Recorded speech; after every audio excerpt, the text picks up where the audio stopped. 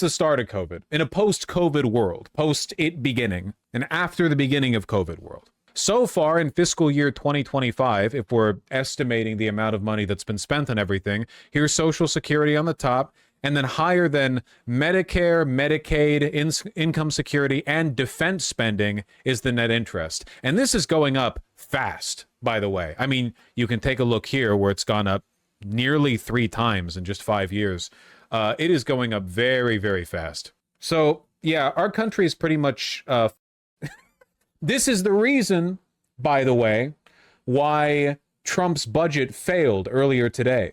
Why Republicans in the Budget Committee voted against it, which we'll talk about in a second. But the reason it failed is because these budget hawks are concerned that they're not cutting enough. Unfortunately, there is a logic to what those Republicans are saying. Right now, the plan from, like, in accordance with the Trump budget is just what national debt? Who cares? There are some budget hawk Republicans who are essentially saying, well, come on, man, we do want a country in 5 years.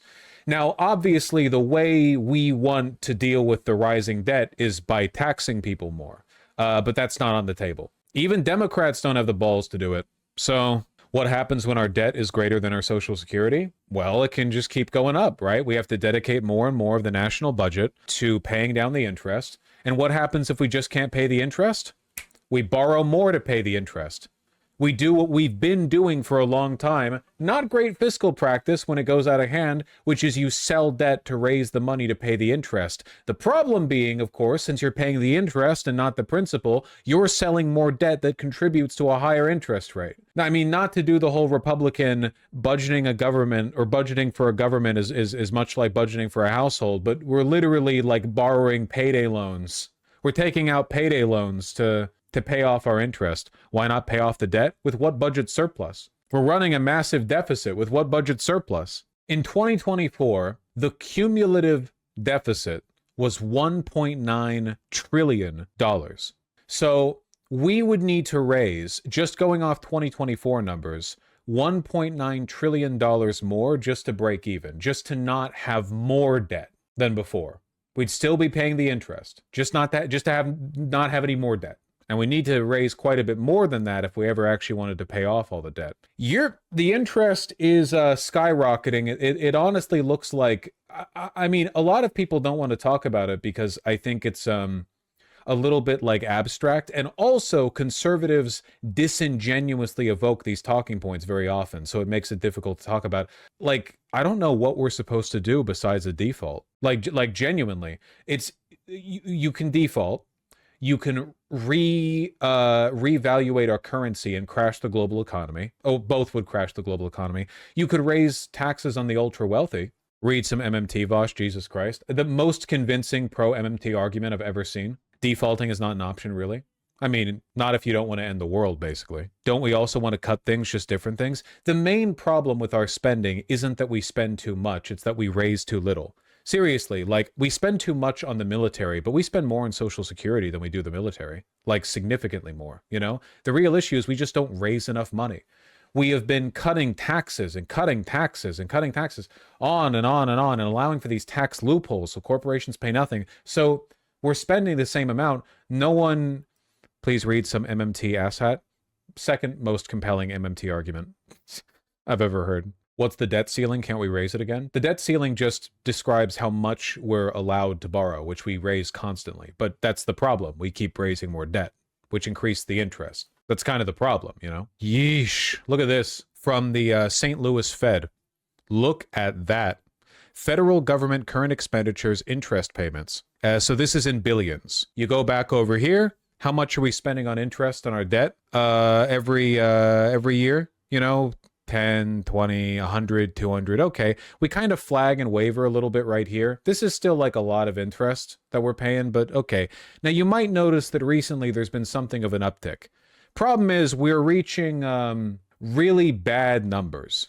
It's not good. Look, it's decreasing right here. Q1 2025, that's true. At one point you were pro raising the debt ceiling. Well, we have to raise the debt ceiling or the government shuts down. The debt ceiling is stupid. Like the government shutting down isn't an option. You have to raise the debt ceiling to continue. I just want to raise more money via taxes. Yeah, I want cuts to the military and I want our Medicaid, Medicare, and Social Security spending to be more efficient through selective decommodification of some industries.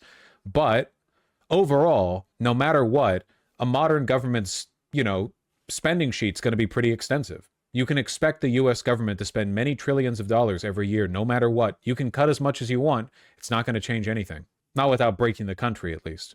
We can, however, raise a lot more money. I don't know, man. Does Trump care about this? Not really. There are some Republicans that care a lot about the deficit, but they're only pretending. If they really cared, they would raise taxes. It's that simple. It's literally a mathematically unsolvable problem unless you raise taxes.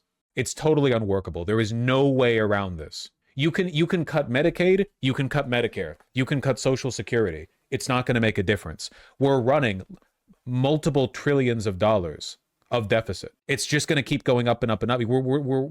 Is this because of the tariffs? No. A lot of this goes back to the quantitative easing. It's kind of like can't believe the Fed actually did. Why the sudden increase? Wokeness, mostly. So I'm trying to find some applicable charts. The system of growth is based on hegemon and global reserve currency status of the USD. With the impending collapse of that reality, we can't infinitely print money. Well, the thing that bugs me, I guess, about MMT, the way people argue in favor of it, is that it's fantasy world politics. Nobody's following this system. Nobody's acting in accordance with it, even if everything you said was true, which I doubt. Like, nobody's acting in line with it. You would need to rule in that principle. You would need to act consistently, and other nations would have to be on board with it too. It doesn't really describe the way things are. Who are we paying interest to? Tons of other countries. Anyone who holds U.S. government debt. So ourselves, we're paying interest to ourselves to an extent. We pay interest to a lot of U.S. citizens, a lot of people around the world, different countries, different corporations. Anyone who wanted to buy debt. Okay, just put the deficit chart in the bag, please. You can see the COVID stimulus spending years right here. Very expensive.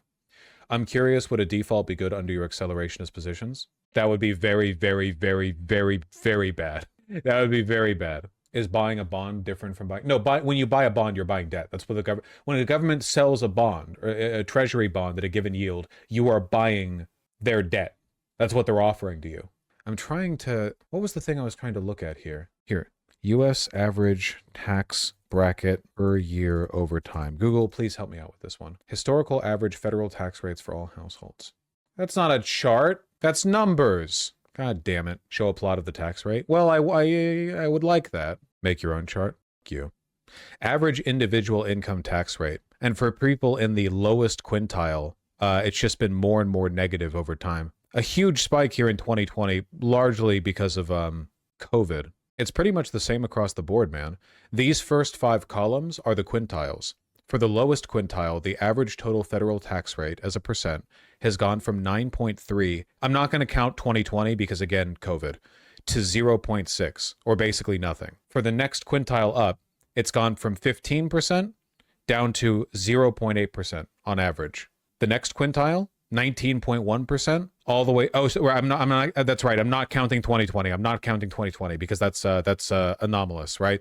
15 down to 8.9, 19.1 down to 13, 21.7 down to 16.7, and 27.1 down to 24.3. It's just across the board. Got to raise taxes. The 1% got richer. Yeah, it's worth noting that like a part of the data that's not really shown here is the fact that like people in the upper quintiles are more capable than before of paying higher taxes. They have gotten much wealthier. And this is just the federal tax rate. We're not even talking about like a capital gains tax or business tax. Well, if anything, this contradicts my narrative because it seems like it's more or less held steady right around here. Federal receipt. Oh, no. This is federal receipts, not money raised. Receipts is spending, where the United States has consistently fallen on the lower end in the tax to GDP ratio. But is this tax percentage or is this like total tax accrued? Hold on. Describe. I'm not math pilled enough. Describe to me what you mean by tax to GDP. It looks like percent. Well, that's not what I'm looking for, then, is it? 480 billion. Okay, so that'd be like what, 1/6?